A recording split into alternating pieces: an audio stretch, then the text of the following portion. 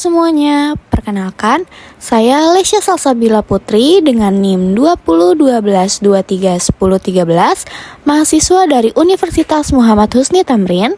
Pada kesempatan kali ini, saya akan membahas salah satu topik yang semakin penting di era digital dan data-driven saat ini, yaitu sentimen analysis with big data atau analisis sentimen dalam konteks big data. Kita hidup di zaman ketika opini publik tidak hanya dinyatakan secara langsung, tetapi juga terekam dalam bentuk digital dari komentar media sosial, ulasan produk, di e-commerce, hingga berita online. Setiap hari, kita menghasilkan jutaan data teks dan tersembunyi di balik data tersebut adalah emosi, opini, dan persepsi masyarakat.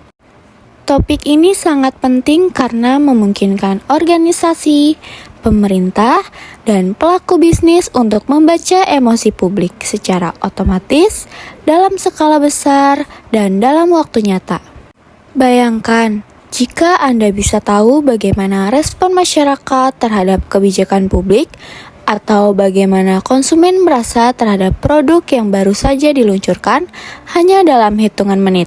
Selama presentasi ini, kita akan membahas mulai dari yang pertama ada definisi dan konsep dasar sentimen analisis, yang kedua teknologi utama seperti NLP dan machine learning, yang ketiga bagaimana sentimen analisis bekerja dalam skala big data, yang keempat contoh nyata dan studi kasus, dan yang terakhir tantangan-tantangan yang dihadapi serta masa depan teknologi ini.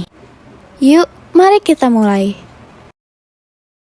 Apa itu sentimen analisis? Sentimen analisis merupakan salah satu bentuk analisis teks yang digunakan untuk menentukan sikap emosional seseorang terhadap suatu entitas, baik itu produk, layanan, atau topik tertentu. Data yang dianalisis biasanya berasal dari media sosial, forum online, atau survei digital. Kategori dasarnya meliputi sentimen positif, negatif, dan netral. Selain kategori dasar positif, negatif, dan netral, analisis sentimen bisa lebih granular. Misalnya, hotel bisa dianalisis ulasan tamu untuk aspek kebersihan, lokasi, atau layanan secara terpisah. Ini disebut aspek-based sentiment analysis.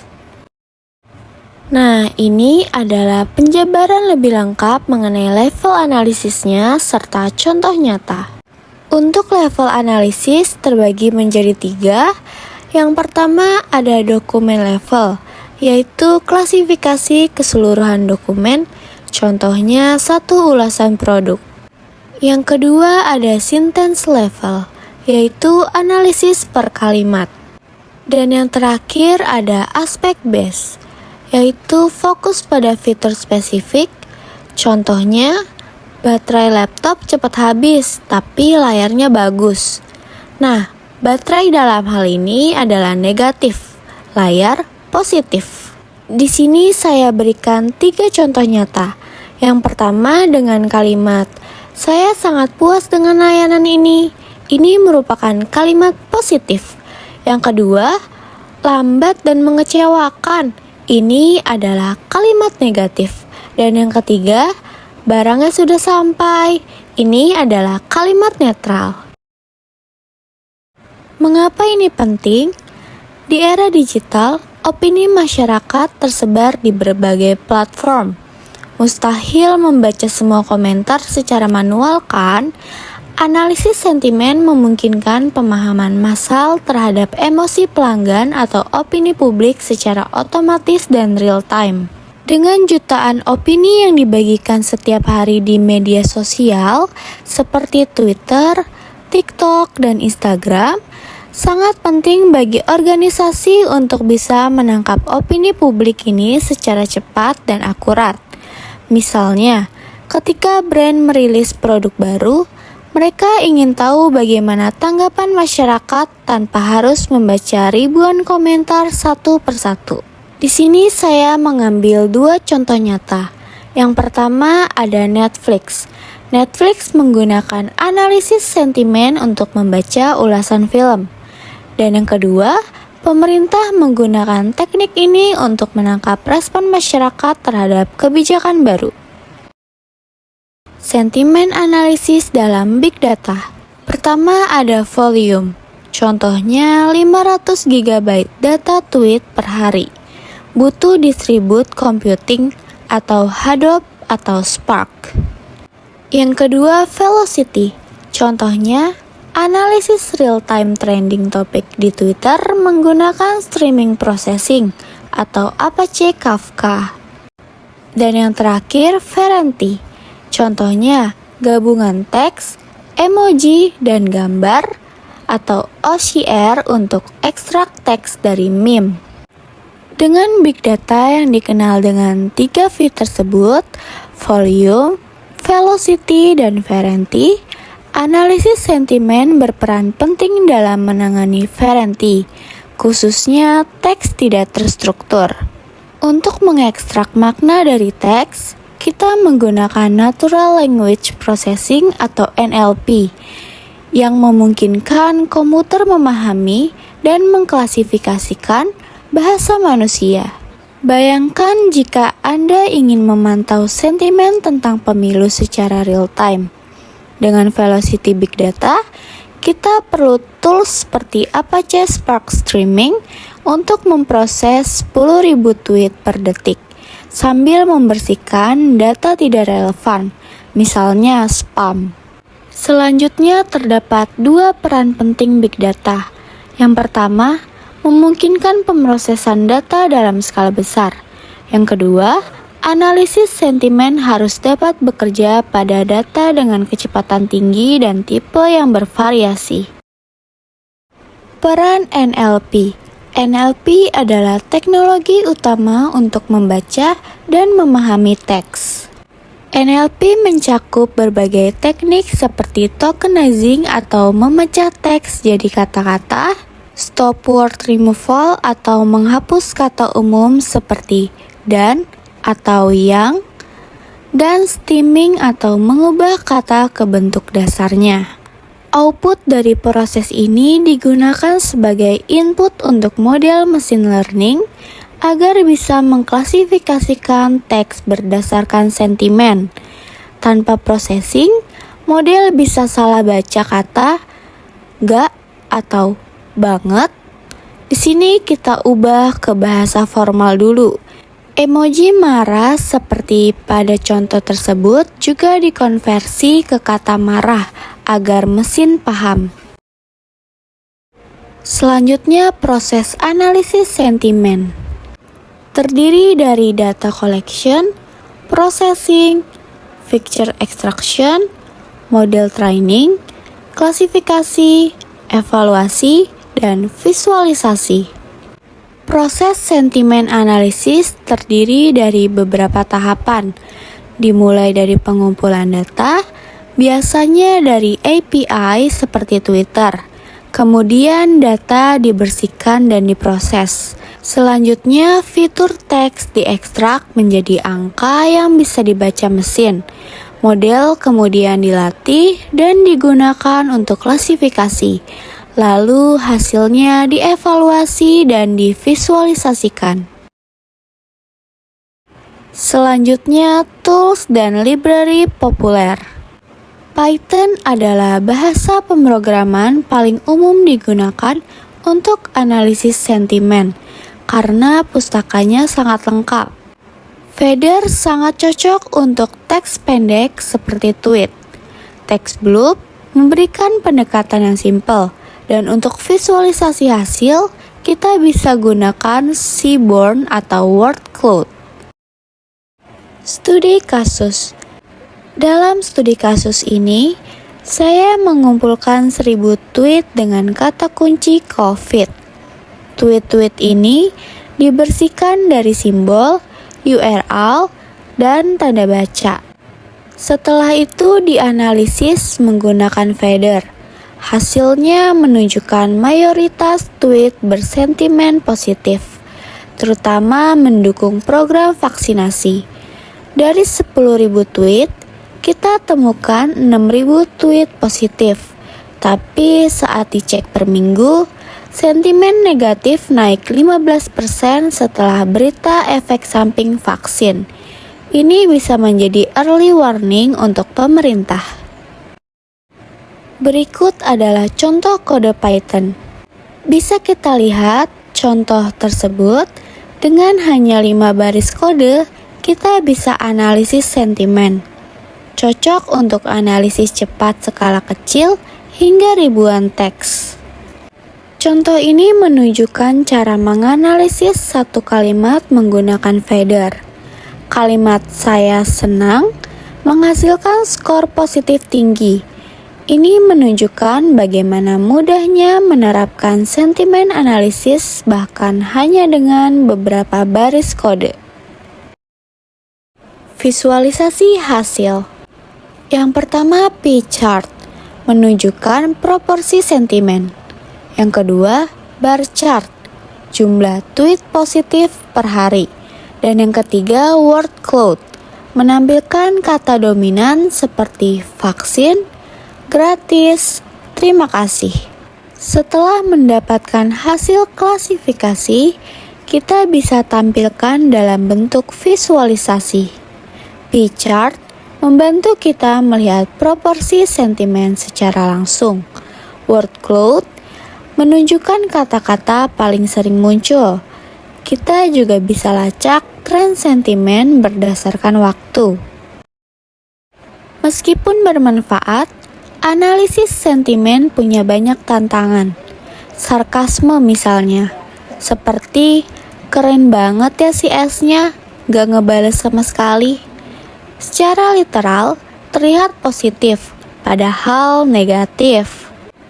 Bahasa gaul, emoji, dan penggunaan dua bahasa juga bisa membingungkan mesin. Contoh tweet seperti, "Mantap nih, harga naik terus." Secara literal positif, tapi bisa jadi negatif. Solusinya, kita latih model dengan data yang mengandung sarkasme.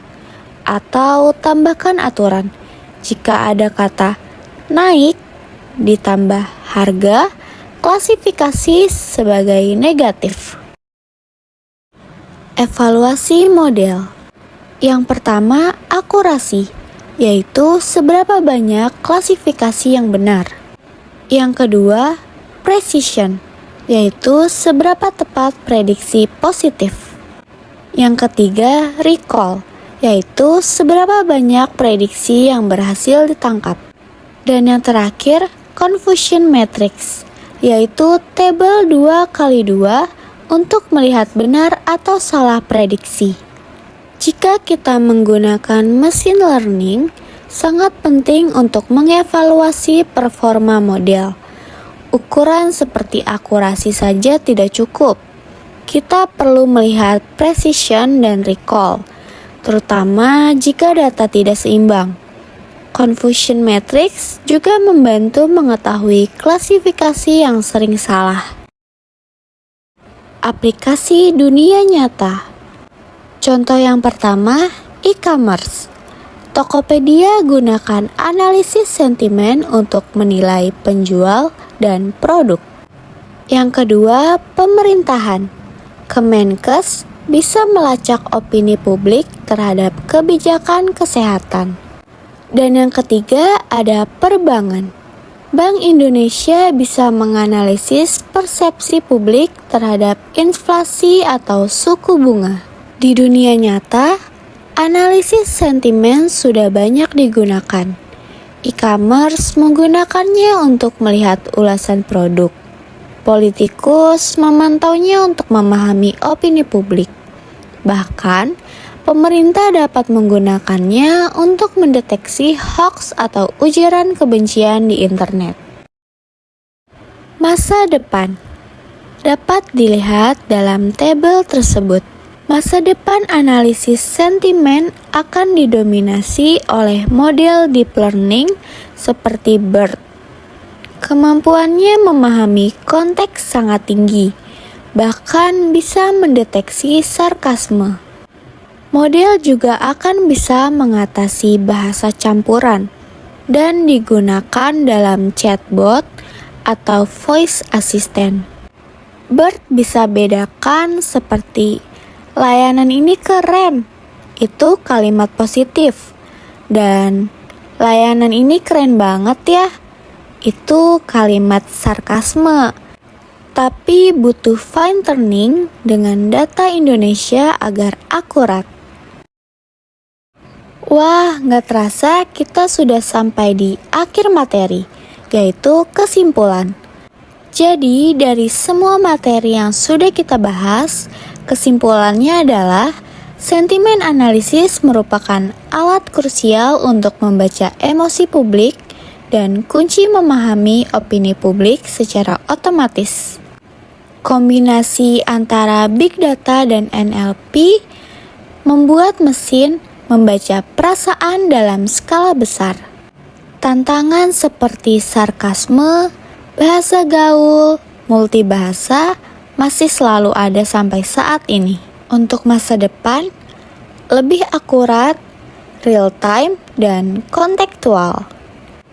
Hal ini akan terus berkembang seiring kemajuan AI dan ketersediaan data. Sebagai penjabaran kesimpulan, dapat kita simpulkan bahwa sentimen analisis merupakan salah satu alat penting yang memungkinkan mesin memahami bahasa manusia, khususnya emosi yang terkandung dalam teks. Dalam era big data seperti sekarang, teknologi ini sangat relevan karena opini publik sudah menjadi bagian dari data digital yang bisa diakses dan dianalisis. Ada 3 poin penting yang bisa kita ambil dari pembahasan ini. Yang pertama, sentimen analisis membantu kita mengubah data teks tidak terstruktur menjadi wawasan terukur. Dari tweet, komentar Instagram, hingga ulasan produk, kita bisa memahami persepsi konsumen atau opini masyarakat tanpa harus membaca satu persatu. Yang kedua, Big Data dan NLP adalah pilar utama dari proses ini. Kombinasi keduanya memungkinkan analisis dilakukan dalam skala besar, cepat, dan beragam jenis data. Misalnya, analisis emosi dari jutaan tweet selama kampanye pemilu dapat dilakukan secara real-time dengan hasil visual yang mudah dibaca. Dan yang ketiga, meski memiliki tantangan seperti sarkasme, bahasa gaul, dan multibahasa, teknologi ini terus berkembang. Model seperti BERT, LSTM, dan GPT telah membawa lompatan besar dalam akurasi dan pemahaman konteks bahasa. Nah, kesimpulannya, di masa depan, analisis sentimen akan semakin pintar, personal, dan real time. Kita mungkin akan melihatnya diterapkan di berbagai bidang. Misalnya, pelayanan pelanggan otomatis, pengawasan opini publik terhadap isu penting, hingga asisten digital yang mampu merespon sesuai dengan emosi pengguna. Sekian presentasi saya tentang sentimen analisis dalam Big Data. Saya berharap materi ini tidak hanya menambah pengetahuan kita tentang teknologi, tetapi juga membuka wawasan baru bahwa data bukan sekedar angka atau teks, tetapi representasi emosi dan pandangan manusia. Saya sangat mendorong kalian untuk mencobanya sendiri.